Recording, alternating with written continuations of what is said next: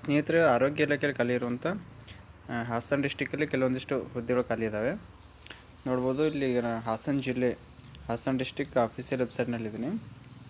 ಇಲ್ಲಿನ hasan.nic.in ಅಂತ ನೀವು ಟೈಪ್ ಮಾಡಿ ಈ ಥರ ಆಫೀಸಿಯಲ್ ವೆಬ್ಸೈಟಿಗೆ ಬರಬೇಕಾಗತ್ತೆ. ಇಲ್ಲಿ ನೋಡ್ಬೋದು 3 ಡಾಟ್ಸ್ ಇದೆಯಲ್ಲ, ಇಲ್ಲಿ ಇದ್ರ ಮೇಲೆ ಕ್ಲಿಕ್ ಮಾಡಿ.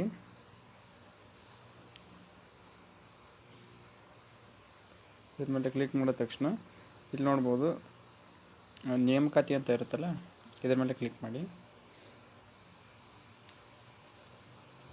ಕ್ಲಿಕ್ ಮಾಡಿದ ತಕ್ಷಣ ಇಲ್ಲಿರುತ್ತೆ ನೋಡಿ, ಶೀರ್ಷಿಕೆ ಅಂತ NHM ನೇಮಕಾತಿ 2025 ವಿವರಣೆ. PM ಅಭಿಯಾನ ಅಡಿಯಲ್ಲಿ ಆರೋಗ್ಯ ಇಲಾಖೆ ಹಾಸನದಲ್ಲಿ ವಿವಿಧ ಹುದ್ದೆಗಳಿಗೆ NHM ನೇಮಕಾತಿ ಅಂತ ಇದೆ. ಅರ್ಜಿ ಹಾಕಲಿಕ್ಕೆ ಪ್ರಾರಂಭಿಕ ದಿನಾಂಕ ನೋಡೋದು 1/3/2025ರಿಂದ 15/3/2025 ಇಲ್ಲಿ ಕಡತ ನೋಡ್ಬೋದು. ಅಂದರೆ ಇದ್ರ ಮೇಲೆ ಕ್ಲಿಕ್ ಮಾಡಿದ ತಕ್ಷಣ PDF ಡೌನ್ಲೋಡ್ ಆಗುತ್ತೆ. ಅಂದರೆ ನೋಟಿಫಿಕೇಷನ್ ಬಗ್ಗೆ ಕೊಟ್ಟಿರ್ತಾರೆ, ನೋಡ್ಬೋದು ಡೌನ್ಲೋಡ್ ಆಗ್ತಾಯಿದೆ. ಇದು ಫೇಕ್ ಅಲ್ಲ, ಆಫೀಸಿಯಲ್ ವೆಬ್ಸೈಟ್ನಲ್ಲೇ ಬಿಟ್ಟಿರುವಂಥದ್ದು.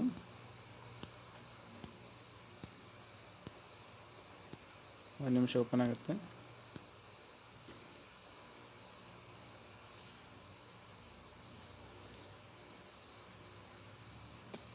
ಯಾವ್ಯಾವ ಹುದ್ದೆಗಳು ಖಾಲಿ ಇದಾವೆ ಅಂತೇಳಿ ನಾನು ನಿಮಗೆ ತಿಳಿಸ್ಕೊಡ್ತೀನಿ. ಇವಾಗ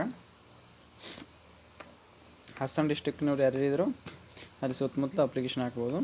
ಈ ವಿಡಿಯೋ ನಿಮ್ಮ ಸ್ನೇಹಿತರು ಕೂಡ ಶೇರ್ ಮಾಡಿ.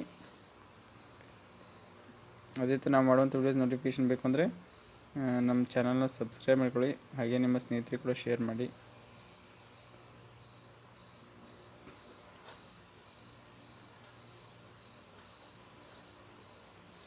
ನೋಡ್ಬೋದು, ಅಧಿಸೂಚನೆ ಅಂತ ಇದೆ. ಜಿಲ್ಲಾ ಆರೋಗ್ಯ ಮತ್ತು ಕುಟುಂಬ ಕಲ್ಯಾಣ ಸಂಘ ಹಾಸನ ಅಂತ ಇದೆ. 25/2/2025 ರಿಲೀಸ್ ಆಗಿರುವಂಥ ನೋಟಿಫಿಕೇಷನ್ ಇದು.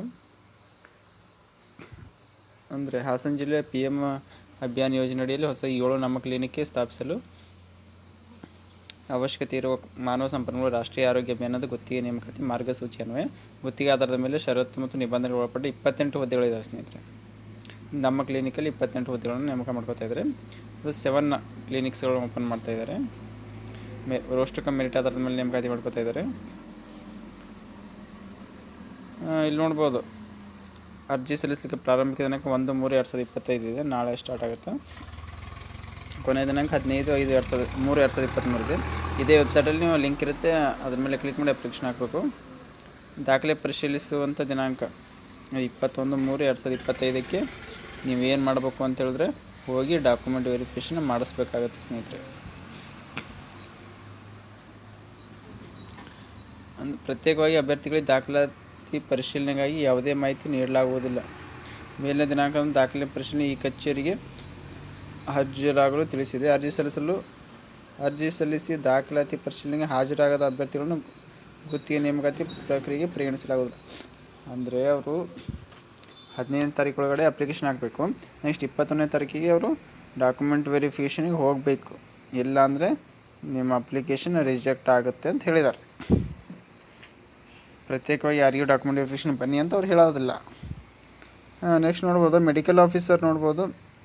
ಇದಕ್ಕೆ MBBS ಆಗಿರಬೇಕು ಮತ್ತು ಎಡಿಷ್ನಲ್ ಕ್ವಾಲಿಫಿಕೇಷನ್ ಹೆಚ್ಚುವರಿ KMC ರಿಜಿಸ್ಟ್ರೇಷನ್ ಆಗಿರಬೇಕು. ಮತ್ತು ಏಜ್ ಬಿಲೋ 60 ಇಯರ್ಸ್ ಒಳಗಡೆ ಇರಬೇಕು ಏಜು. 7 ಪೋಸ್ಟ್ ಇದಾವೆ ಸ್ನೇಹಿತರೆ. ನೆಕ್ಸ್ಟು ಸ್ಟಾಫ್ ನರ್ಸ್ ನೋಡ್ಬೋದು. BSc ನರ್ಸಿಂಗ್ ಅಥವಾ post basic certified BSc nursing ಆಗಿದ್ದು ನಡೆಯುತ್ತೆ, ಅಥವಾ ಡಿಪ್ಲೊಮಾ ನರ್ಸಿಂಗ್ ಆಗಿದ್ದು ನಡೆಯುತ್ತೆ. BSc nursing, post basic BSc nursing ಮತ್ತು diploma nursing. Additional qualification KNC registration ಇರಬೇಕು. Registered and renewed by Karnataka state nursing council registration ಇರಬೇಕು. Must have computer certificate from the institution recognised by government of Karnataka. Government of ಕರ್ನಾಟಕದಿಂದ recognise ಇರುವಂಥ ಇನ್ಸ್ಟಿಟ್ಯೂಷನಿಂದ computer certificate expect ಮಾಡ್ತಾಯಿದ್ದಾರೆ. Below 45 years age ಇರಬೇಕು. Experience ಕೇಳ್ತಾ ಇದ್ದಾರೆ ಸ್ನೇಹಿತರೆ. ಇಲ್ಲಿ 2 ಇಯರ್ಸ್ ಎಕ್ಸ್ಪೀರಿಯನ್ಸ್ ಕೇಳ್ತಾ ಇದ್ದಾರೆ.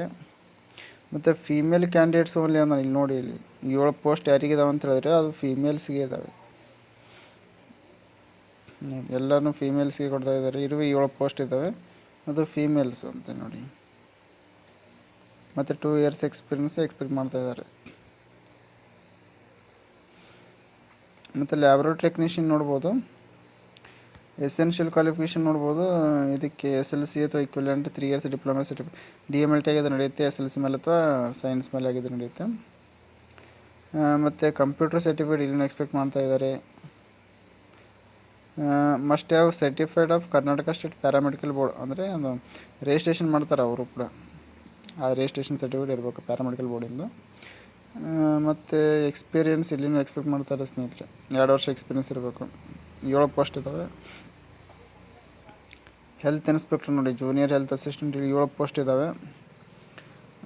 ಇಲ್ಲಿ ನೋಡೋಣ ಹೇಗಿದೆ. ಡಿ ಎಚ್ ಎಮ್ ಮಾಡೋದು ನಡೆಯುತ್ತೆ. ಇದು ಎಸ್ ಎಲ್ ಸಿ ಮೇಲೆ ಅದ್ರ ಮೇಲೆ 3 ವರ್ಷ ಪ್ಯಾರಾಮೆಡಿಕಲ್ ಡಿ ಎಚ್ ಎಮ್ ಮಾಡೋದು ನಡೆಯುತ್ತೆ, ಅಥವಾ ಸೈನ್ಸ್ ಮೇಲೆ 2 ವರ್ಷ ಡಿಪ್ಲೊಮಾ ಹೆಲ್ತ್ ಇನ್ಸ್ಪೆಕ್ಟರ್ ಬರುತ್ತೆ, ಅದನ್ನು ಮಾಡೋದು ನಡೆಯುತ್ತೆ. ಮತ್ತು ಅಡಿಷ್ನಲ್ ಕ್ವಾಲಿಫಿಕೇಷನ್ ನೋಡ್ಬೋದು. ಕಂಪ್ಯೂಟರ್ ಸರ್ಟಿಫಿಕೇಟ್ ಎಕ್ಸ್ಪೆಕ್ಟ್ ಮಾಡ್ತಾ ಇದ್ದಾರೆ. ಅಷ್ಟೇ ಸರ್ಟಿಫಿಕೇಟ್ ಆಫ್ ಕರ್ನಾಟಕ ಸ್ಟೇಟ್ ಅಂದರೆ ಅದಕ್ಕೂ ರಿಜಿಸ್ಟ್ರೇಷನ್ ಆಗಿರಬೇಕು. ಸರ್ಟಿಫಿಕೇಟ್ ಇರಬೇಕಾಗತ್ತೆ, ಅಂದರೆ ಪಾಸಿಂಗ್ ಸರ್ಟಿಫಿಕೇಟ್ ಇರುತ್ತೆ, ಕೊಟ್ಟಿರ್ತಾರೆ ಬೋರ್ಡ್ನಾಗ, ಅದು ಇರಬೇಕು. ಏಜ್ ಲಿಮಿಟು 42 ವರ್ಷದಿಂದ ಕಡಿಮೆ ಇರಬೇಕು. ಜನರಲ್ ಮಿಡಿದು 35, ಬಿಲೋ 35 ಇರಬೇಕು. O B C 38, S C S T ಕ್ಯಾಟಗರಿಯನ್ನು 40 ಇಯರ್ಸ್. ಡಿ ಎಚ್ ಎಮ್ ಮಾಡಿದ್ರೆ 7 ಪೋಸ್ಟ್ ಇದನ್ನು ಹಾಸನ ಕಡೆ ಹಾಕಿರಿ ಅಪ್ಲಿಕೇಶನು. ಅಪ್ಲಿಕೇಶನ್ ಯಾವ ಥರ ಹಾಕಬೇಕು ಅಂತ ಹೇಳಿದ್ರೆ ಅದೇ ವೆಬ್ಸೈಟಿಗೆ ವಾಪಸ್ ಬರಬೇಕು. ನಾನು ವಾಪಸ್ ಬಂದು ತೋರಿಸ್ತೀನಿ ನಿಮಗೆ. ಇಲ್ಲಿ ಲಿಂಕ್ ಬಿಟ್ಟಿರ್ತಾರೆ ಸ್ನೇಹಿತರಲ್ಲಿ, ಇಲ್ಲ ಆರ್ ಕೆ ಅಂತ ಇದೆಯಲ್ಲ, ಇದ್ರ ಮೇಲೆ ಕ್ಲಿಕ್ ಮಾಡಿದ್ರೆ ಇದು ಎಲ್ಲನೂ ಬರುತ್ತೆ ಇಲ್ಲಿ.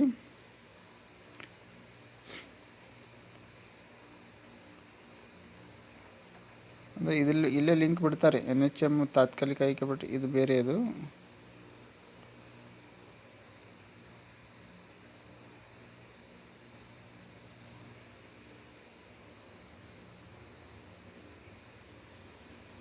ಇದು ಈ ಪೋಸ್ಟಿಗೆ ಏನದು PMABನಲ್ಲಿ ಲಿಂಕ್ ಬಿಡ್ತಾರೆ. ಇದ್ರ ಮೇಲೆ ಕ್ಲಿಕ್ ಮಾಡಿ ನೀವೇನು ಮಾಡ್ಬೋದು, ಅಪ್ಲಿಕೇಶನ್ ಹಾಕ್ಬೋದು ಸ್ನೇಹಿತರೆ.